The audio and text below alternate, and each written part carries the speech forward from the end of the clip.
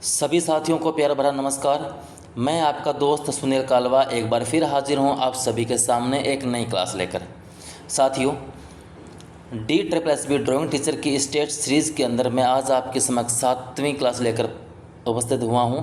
हमेशा की तरह इसके 80 प्रश्नों की क्लास है ये भी, और ये सभी भर्ती परीक्षाओं के लिए उपयोगी है। और मुझे सभी से उम्मीद है कि आप सभी इस क्लास को पूरी देख रहे होंगे और पूरा एंजॉय कर रहे होंगे। साथियों, अगर आप मेरी क्लास को पूरी नहीं देख रहे हैं तो प्लीज़ क्लास को एंड तक ज़रूर देखिएगा, क्योंकि काफ़ी महत्वपूर्ण प्रश्न हैं और जो आपकी आगामी परीक्षा में आपको देखने को मिलेंगे। मैं ये सीरीज़ जब तक एग्ज़ाम्स होता है तब तक आपके लिए जारी रखूँगा। तो बहुत सारे अच्छे प्रश्न लेकर मैं आपके आऊँगा। अभी इसके बाद अभिकथन वाले जो वाक्य हैं वो प्रश्न मैं आपके सामने लेकर आऊँगा, ताकि आपकी अच्छी और तैयारी हो जाए। तो चलो शुरू करते हैं आज की अपनी क्लास। ज़्यादा टाइम ख़राब नहीं करते हैं, क्योंकि आपका समय बहुत इंपॉर्टेंट है और मैं इधर उधर की बातों में उलझाकर आपका वक्त ख़राब नहीं करने वाला, समय के महत्व को समझता हूं। तो चलो शुरू करता हूं आज अपनी क्लास। आज का पहला प्रश्न, कौन सा पहाड़ी कलाकार पंडित सेऊ के परिवार का सदस्य नहीं था? तो इसमें जो मोलाराम है वो पंडित सेऊ के परिवार से नहीं है। लघु चित्रकला की निम्नलिखित कलाओं में से कौन सी कला हिमाचल प्रदेश और गढ़वाल की पहाड़ियों में संरक्षित थी? तो हिमाचल प्रदेश के अंदर गढ़वाल में पलने वाली जो कला थी वो थी पहाड़ी चित्रकला। इनमें से किस कलाकार ने कुणाल या कुदाल नामक एक छोटी सी डॉक्यूमेंट्री फिल्म के लिए फिल्म फेयर पुरस्कार जीता था? तो ये थे आपके तैयब मेहता। कई बार कुणाल नाम लिखा है, कहीं पर आपको कुदाल नाम देखने को मिलेगा। तो वहाँ इंग्लिश से हिंदी वर्जन में जब ट्रांसलेट होगा तो आपको नाम में थोड़ा बहुत डिफरेंस देखने को मिलेगा। तो आप इस चीज़ों से अवगत हो जाएं पहले ही। कलाकारों के संरक्षण का समय बीत चुका है, अब उन्हें अपने आप को प्रतिष्ठित करना चाहिए। यह वाक्य किसने कहा है? तो ये वाक्य के हेबर ने कहा है। चित्रकला ज़मीन की रचना किसने की थी? दिए गए विकल्पों में से चुनिए। यानी ज़मीन जो चित्र है वह किसके द्वारा चित्रित किया गया है, आपको बताना है। तो ज़मीन चित्र जो है MF हुसैन के द्वारा चित्रित किया गया है। उस प्रसिद्ध मुद्रण निर्माता और चित्रकार की पहचान करें जिसने ग्रामीण जीवन के अपने चित्रों में कामुकता का सम्मिश्रण किया था। तो वो आपकी के लक्ष्मा गौड़।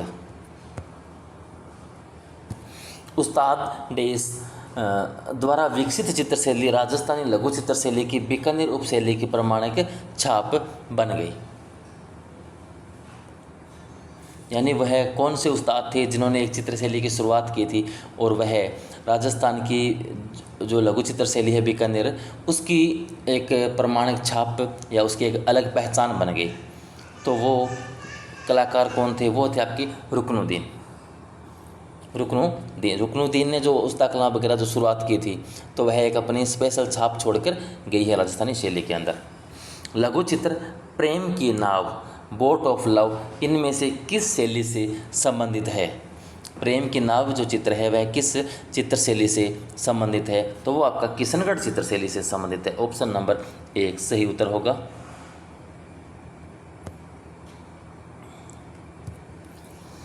मुगल लघु चित्र शैली के प्रसिद्ध उस्ताद मंसूर मुगल बादशाह के शासनकाल से संबंध रखते हैं। जो उस्ताद मंसूर है वह किसके शासनकाल में कार्य करते थे? तो वो आपके जहांगीर के समय में कार्यरत थे। मुगल चित्र शैली के प्रसिद्ध लघु चित्र जहांगीर मेडोना का चित्र लिए हुए के चित्रकार का नाम बताइए।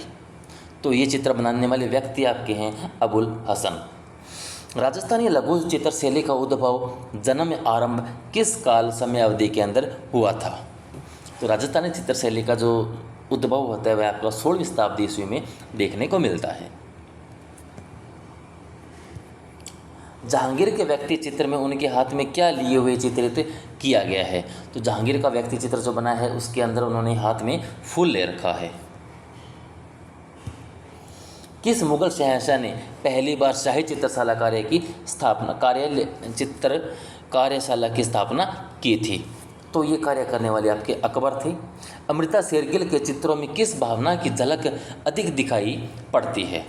तो इनके चित्रों के अंदर आपको विषाद की जो भावना है वह अधिक दिखाई देती है। अमृता शेरगिल किस चित्रकार से प्रभावित थी? तो अमृता शेरगिल पाल गोगव से प्रभावित थी। ऑप्शन नंबर ए सही उत्तर होगा। बसावन किस शैली के राज दरबारी चित्रकार थे? तो जो बसावन हैं वह आपकी मुगल शैली के चित्रकार थे। किस मुगल सम्राट ने महान संगीतज्ञ हरिदास से भेंट की थी? तो हरिदास से भेंट करने वाले महान सम्राट जो आपके वो हैं अकबर। यताति चित्र श्रृंखला बनाने वाले भारतीय चित्रकार का नाम क्या है? तो वो है ए रामचंद्रन। राजस्थान में ब्लू पोट्री कला के पर्याय के रूप में किस कलाकार को जाना जाता है? तो ब्लू पोट्री के लिए कृपाल सिंह शेखावत को जाना जाता है। कृपा नहीं है, कृपाल है, ये थोड़ा ध्यान रखें। कृपाल सिंह शेखावत को जाना जाता है। अमृता शेरगिल का जन्म कहाँ हुआ था? तो अमृता शेरगिल का जन्म बुडापेस्ट हंगरी में होता है। किसके संरक्षण में हमजानामा का चित्रण हुआ था? तो हमजानामा का चित्रण जो आपका अकबर के संरक्षण में होता है। महाभारत के फारसी संस्करण का नाम क्या है? महाभारत के फारसी संस्करण का जो नाम है वह आपका रजमनामा है। मुगल स्कूल का फारसी चित्रकार कौन था? तो यहाँ पर जो 4 चित्रकारों के नाम दिए गए हैं इनमें मुगल शैली का जो चित्रकार है वह आपका मीर सैयद अली है। उस भारतीय चित्रकार का नाम बताइए जिसने बसोली, अजंता और पाल गोगिन से प्रेरणा प्राप्त की थी। तो ये चित्रकार है अमृता शेरगिल। अमृता शेरगिल ने बसोली शैली से, अजंता शैली से व पाल गोगो से प्रेरणा ली थी। कौन सा दक्कन शैली के अपने नृत्य दृश्यों के लिए प्रसिद्ध है? तो वो आपके गोलकुंडा है, यानी गोलकुंडा के जो चित्र है वह नृत्य दृश्यों के लिए विश्व प्रसिद्ध है। दक्कन चित्रकला की किस शैली में आकृतियां एक सतह पर चित्रित की गई है जिनमें दूरी व पास का अभाव था? तो वो आपकी बीजापुर शैली है। बाबर को किस पद्य शैली का जन्मदाता माना जाता है? तो बाबर को मुंबईयान जो पद्य शैली है उसका जन्मदाता माना जाता है। मुगल शैली देश का अभाव है। मुगल शैली के अंदर किस प्रकार के चित्रों का अभाव आपको देखने को मिलता है? तो वहाँ पर नारी छवि या नारी चित्रों का अभाव देखने को मिलता है। राजस्थानी शैली के समकालीन शैली का नाम क्या है? राजस्थानी शैली के समकालीन जो शैली थी वो आपकी मुगल चित्र शैली थी। यानी मुगल चित्र शैली और राजस्थानी शैली लगभग एक ही समय के अंदर दोनों चल रही थी। तो दोनों एक दूसरे की समकालीन चित्र शैली हैं। होली फैमिली का चित्रकार कौन है? होली फैमिली का चित्रकार आपके माइकल एंजेलो है। किसने विश्व प्रसिद्ध सिस्टाइन चैपल पर सन 1505 से लेकर 1512 ईस्वी में चित्रित किया था? तो वो आपके हैं माइकल एंजेलो। कौन सी गुफा उस उल्लेखनीय थीम को दिखाती है जिसमें रावण द्वारा माउंट कैलाश हिलाने के थीम को दिखाया गया है? यानी रावण द्वारा कैलाश पर्वत हिलाते हुए जो चित्र बना है, मूर्ति शिल्प जो आपका भित्ति के ऊपर बनाया गया है, तो वह किस गुफा के अंदर दिखाई पड़ता है? तो वह गुफा संख्या 16 के अंदर दिखाया गया है। एलोरा की गुफा संख्या 16 के अंदर आपको चित्र देखने को ये मिलता है। कैलाश मंदिर जो है कहाँ स्थित है? यह कैलाश मंदिर आपका एलोरा की गुफा में स्थित है, एलोरा के अंदर स्थित है। पुस्तक है आपके सामने प्रिंसेस ऑफ शिवा किसने लिखी थी? प्रेजेंस ऑफ शिवा जो पुस्तक है किसने लिखी थी? तो ये पुस्तक लिखने वाले व्यक्ति हैं स्टेला क्रेमरिस।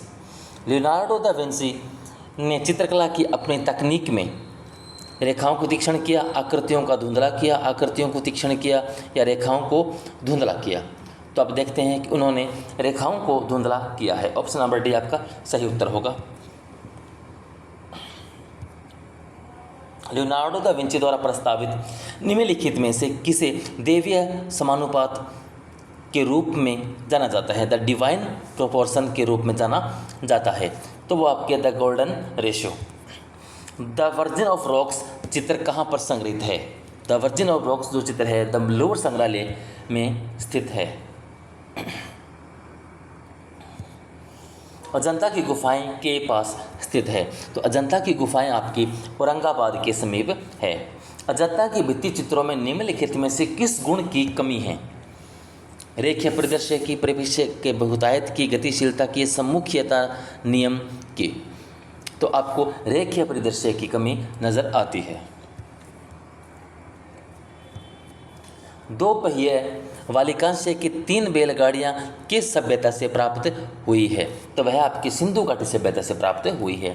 ताड़पत्र पर अंकित अंगसूत्र किस शैली से संबंधित है? तो जो अंगसूत्र जो चित्र प्राप्त होता है ताड़पत्र से, तो वह आपका अपभ्रंश शैली से संबंधित है।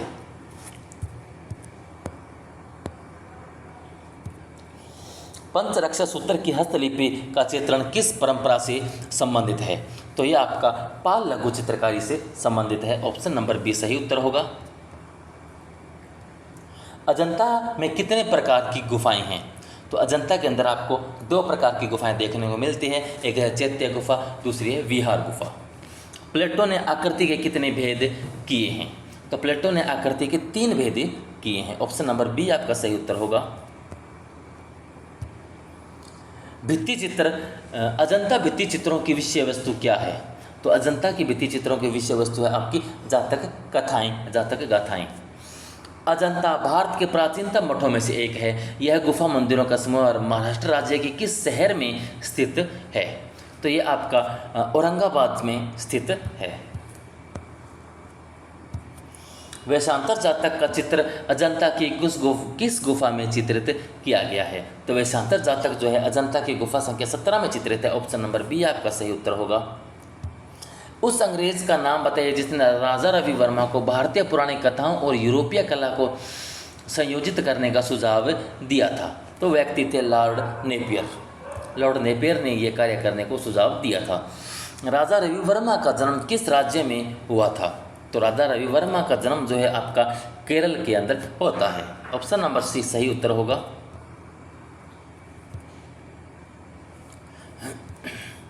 राजा रवि वर्मा जाने जाते हैं, जो राजा रवि वर्मा हैं वह आपके किस लिए जाने जाते हैं? तो तेल रंग पेंटिंग के लिए जाने जाते हैं। राजा रवि वर्मा के छापा चित्र को क्या कहा जाता है? तो इनके छापा चित्रों को ओलियोग्राफ्स के नाम से जाना जाता है। भारत में निम्नलिखित स्थान से प्राप्त प्रेस से ओलियोग्राफ प्रिंटिंग की गई थी? तो ओलियोग्राफ प्रिंटिंग जो आपकी जर्मनी से आपको जो मशीन प्राप्त होती है उससे की जाती है। अजंता की चैत्य गुफाओं का उद्देश्य क्या था? तो अजंता की चैत्य गुफाओं का उद्देश्य था पूजा अर्चना करना। भारत में ऐतिहासिक काल के प्राचीनतम भित्ति चित्र कहाँ प्राप्त होते हैं? तो प्राचीनतम भित्ति चित्र आपको भारत के अंदर जोगीमारा में देखने को मिलते हैं। गुप्तकालीन मंदिर की बाहरी दीवार के एक ताखा में विष्णु अंशशाही की विश्राम अवस्था में मूर्ति बनी हुई है। इस मंदिर का क्रम है, यानी मंदिर कौन सा है? तो यह मंदिर आपका दशावतार मंदिर देवगढ़ का है, जिसके अंदर विष्णु की अनंतशाही की विश्राम अवस्था में मूर्ति बनी हुई है। तो ऑप्शन नंबर सी आपका सही उत्तर होगा। प्रसिद्ध मूर्ति शिल्प परखम यक्ष से संबंधित है। परखम यक्ष जो है आपका किस काल से संबंधित है? तो ये आपका मौर्य काल से संबंधित है। तो उत्तर नंबर आपका सी सही उत्तर होगा। अमरावती स्तूप को प्रकाश में लाने का श्रेय किसे है? अमरावती स्तूप को प्रकाश में लाने का श्रेय जो है कर्नल मैकेंजी को जाता है। जैन धर्म के 24वें तीर्थंकर की एक वर्ग पीठ पर बैठे हुए मूर्ति की मुद्रा को क्या कहा जाता है? तो उनको वज्र प्रज्ञासन मुद्रा कहा जाता है। निम्नलिखित राजाओं में से किसी एक के शासनकाल में गांधार शैली का विकास हुआ। दिए गए विकल्पों में उसकी पहचान करें। तो वह कुषाण का, गांधार शैली का जो विकास होता है वह कुषाण शासकों के समय होता है। तेल चित्रण के लिए प्रयोग होने वाले ब्रश होते हैं ब्रिशल ब्रश, सैम्बल ब्रश, ए और दोनों या कोई नहीं। तो आप देखते हैं कि यहाँ पर ए और दोनों यानी ब्रिशल ब्रश और सैम्बल ब्रश, इन दोनों के ब्रशों का यूज किया जाता है। भारतीय चित्रकला के षडंग का सही क्रम कौन सा है? तो रूप भेद प्रमाणानि भाव लावण्य योजनम सादृश्य वर्णिका भंगेति चित्र षडंगम। ये श्लोक जब बोलते हैं तो आप देखते हैं कि रूप भेद प्रमाण भाव लावण्य योजनम, ऑप्शन नंबर बी आपका सही उत्तर होता है। ये क्रम में आते हैं। षडंग में है अंत सौंदर्य, बाह्य सौंदर्य, सादृश्य या सौंदर्य। तो षडंग के अंदर आपको क्या देखने को मिलता है? तो षडंग के अंदर आपको सादृश्य देखने को मिलता है।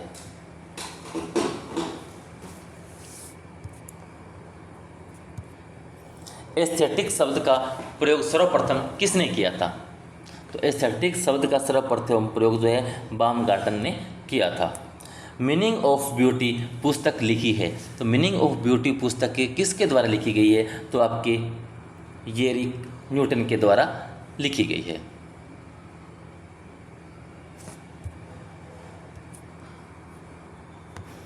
नाट्यशास्त्र के लेखक का नाम क्या है? तो नाट्यशास्त्र लिखने वाले व्यक्ति आपके भरत मुनि हैं। किसने पंचमढ़ी के क्षेत्र में फिर से अधिक मात्रा में चित्र खोजकर 1948 ईस्वी में pre historic exploration in India में अपनी खोज को प्रकाशित करवाया? तो व्यक्ति थे अमलानंद घोष। प्रागैतिहासिक चित्रों की धरातल क्या है? तो प्रागैतिहासिक चित्रों की जो धरातल है वह आपकी शिला है, यानी पत्थर है या पहाड़ है, उनके ऊपर जो चित्र बने गए हैं। पत्थरों के ऊपर जो पत्थरों की गुफाएं थी वहाँ पर चित्र इनके बनाए गए हैं। तो प्रागैतिहासिक मानव ने बहुत कम रेखाओं से क्या व्यक्त किया था? अनुभूतियों की प्रभावशाली अभिव्यक्ति, जानवरों की गतिविधि, विभिन्न आकृतियाँ या इनमें से कोई नहीं। तो आप देखेंगे अनुभूतियों की प्रभावशाली जो अभिव्यक्ति है वो उन लोगों ने व्यक्त की थी। प्री हिस्टोरिक पेंटिंग नामक पुस्तक के लेखक कौन हैं? तो प्री हिस्टोरिक पेंटिंग के राइटर जो है वो आपके बॉड्रिक है।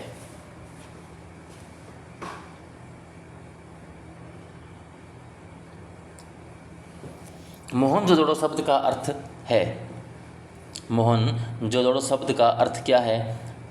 मृतकों का स्थान, महान संस्कृति, पवित्र नगर या नदियों का संगम। तो देखते हैं मृतकों का स्थान या मृतकों का टीला के नाम से जाना जाता है मोहनजोदड़ो को। पशु आकृति युक्त मोहरें कहाँ पाई गई है? पशु आकृति युक्त मोहरें जो है आपकी कहाँ देखने को मिलती है? तो ये आपको मोहनजोदड़ो के अंदर देखने को मिलती है। बाढ़ से मोहनजोदड़ो कितनी बार नष्ट हुआ है? बाढ़ से मोहनजोदड़ो जो है आपके कितनी बार नष्ट हुआ है? तो वह आपका 7 से अधिक बार नष्ट हुआ है। हड़प्पन शिल्प का उपयोग मुख्य रूप से किस लिए किया जाता था? हड़प्पन शिल्प का उपयोग जो मुख्य रूप से किस लिए करते थे? तो वो व्यापार के लिए करते थे।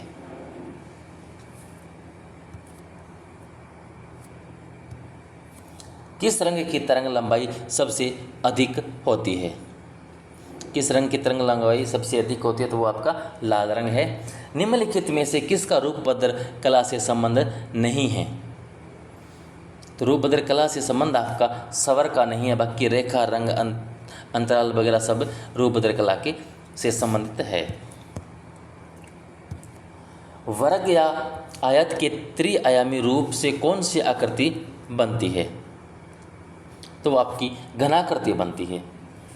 किसी भी वस्तु के धरातल का गुण है वह क्या कहलाता है? तो धरातल का गुण जो है पोत कहलाता है। ऑप्शन नंबर बी आपका सही उत्तर होगा। ड्राई ब्रश स्ट्रोक का प्रयोग किस में सहायक है? तो यह आपका तान व पोत उत्पन्न करने में सहायक है। इनमें से कौन हड़प्पा सभ्यता का हिस्सा नहीं है? सार्वजनिक स्नानागार, पक्की ईंटों का उपयोग बौद्ध मंदिर या डार्क यार्ड नौका घाट। तो इसके अंदर आप देखते हैं कि बौद्ध मंदिर जो है हड़प्पा का हिस्सा नहीं है। ऑप्शन नंबर सी आपका सही उत्तर होगा। सिंधु घाटी सभ्यता के संदर्भ में जानने के लिए प्रमुख स्रोत की पहचान कीजिए। तो सबसे प्रमुख स्रोत आपका पुरातात्विक उत्खनन है, जिसके माध्यम से आप सिंधु घाटी सभ्यता के बारे में जान सकते हैं। तो साथियों, आज के लिए बस इतना ही। कैसी लगी आज आपको मेरी क्लास, प्लीज़ मुझे कमेंट करके ज़रूर बताएं। अगर आपको क्लासेस मेरी पसंद आ रही है तो प्लीज़ मेरे चैनल को सब्सक्राइब करें, अपने दोस्तों को शेयर करें। पढ़ते रहें, मस्त रहें। धन्यवाद।